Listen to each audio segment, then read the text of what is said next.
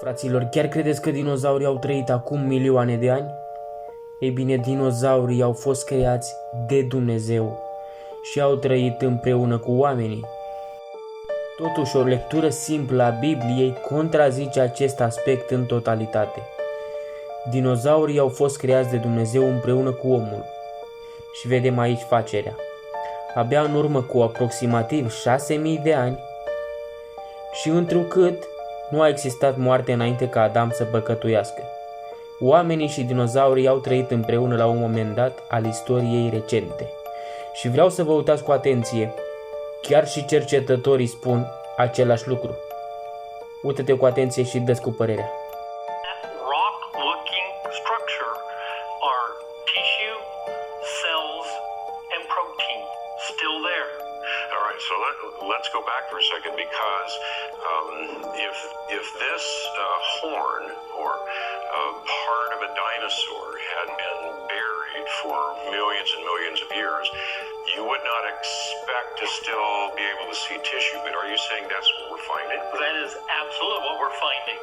In fact, in a Nature communication paper in 2015, they referred to it as common. See the fibrous material there? That's part of the composition of the bone matrix itself.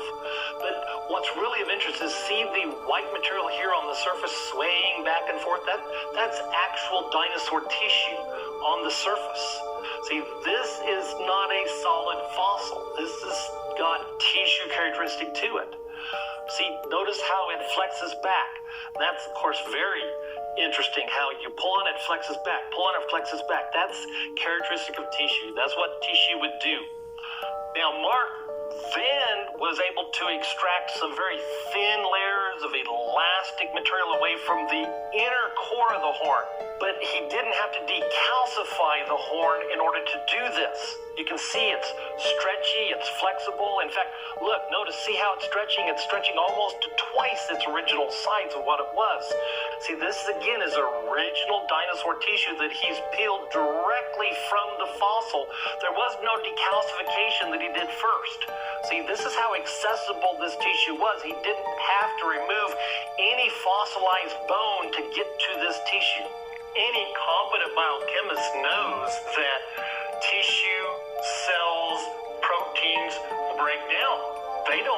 They're not concrete. They don't just exist for eons of time. They break down. And in fact, they tend to break down fairly quickly depending upon the conditions. And certainly in Hell Creek, the conditions would be warm up, cool down, warm up, cool down. We found this horn, for example, just a mere 1 foot below the surface. So there was no thermal protection by being deep in the ground. So it would have been very much subjected to fluctuations of hot and cold and hot and cold. And any biochemist can tell you that is the fastest way to destroy material.